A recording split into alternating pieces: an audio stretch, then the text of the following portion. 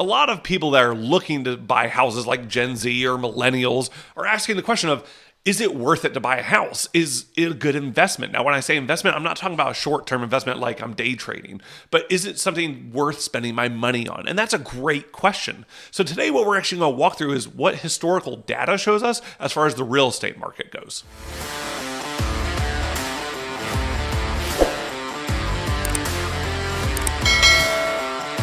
What's up, everybody? Mark Cannonre, your local realtor here in the Phoenix area. If you find value in these videos, like the video, share with your friends. I'm trying to be a resource, trying to help people understand the world of real estate. Okay, so you're thinking, is it worth it to buy a house? Is it worth the investment? Again, not short-term, but long-term investment of buying a home.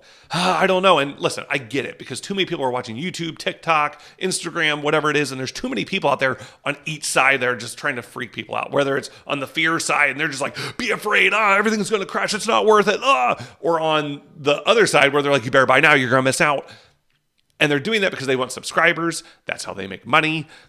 I don't make money off this channel. For me, it's about the relationship, not the transaction. I'm not here to scare you. I'm not here doing that. I'm here to give you information. So relationship over transaction, that's the way I work. So I'm going to talk through some data today. So we're going to do a screencast. I'm going to show you some historical data because it's about looking at this chart and going, oh, interesting. And there's more stuff we could talk about, but this is just the one thing we can talk about right now. So I didn't do that right. There we go. All right, so we are looking at Fred. Fred is economic research, and it's showing over time what have home prices done. Now, this is the median home price, okay? We're not talking about averages as the median home price. And this is since 1963. So we're going to talk through some of this. So what this means is you can see it over time. It trends upward. That's a good sign. Okay, now let's talk through some of the statistics in here of what are these gray lines, right? Like what does that represent? Those are actually recessions. And people go, really? We've had 8 recessions? And here's like a little one in 2020.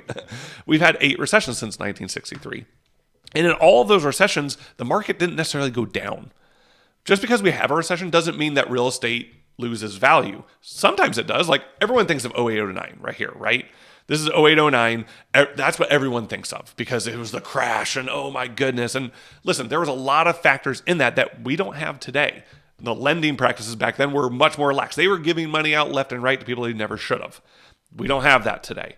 But what we do have today is an inventory problem and an interest rate problem and an affordability problem. We have a lot of those problems. And so everything's exasperated and people are like, I don't know. And I get it. And again, social media does that to people. But in looking at this data, when you look over time, I just want to tell people like this climb right here that we saw from 2020 to 2022, pretty much, that was the peak. That is not normal. Okay, this jump, if you look over history, we never really had that. We've had some ups and downs, but we've never had that massive spike. So we can't think of real estate of, I'm going to buy this house, and in 3 years, it's going to be worth $50,000 more. Probably not. Now, it can always happen. It happened in 2020 and 2021. But is that the expectation? No. When we look at over time, now I could zoom in and this would look different because I'm so zoomed out, you don't see massive jumps, but there are ups and downs in real estate. And that's the thing people have to understand. In real estate, there's going to be years where the market goes up in equity, and there's years it's going to go down.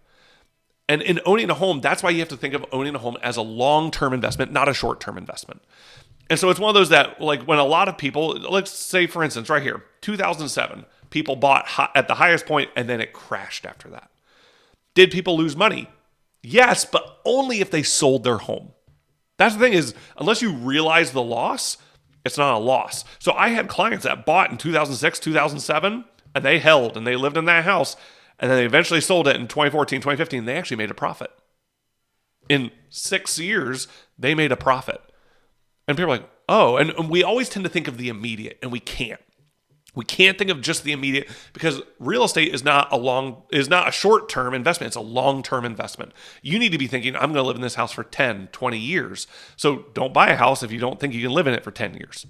That's the rule of thumb that like I talk to people about right now is don't go trying to buy something that you're not okay living in the next 5, 10 years.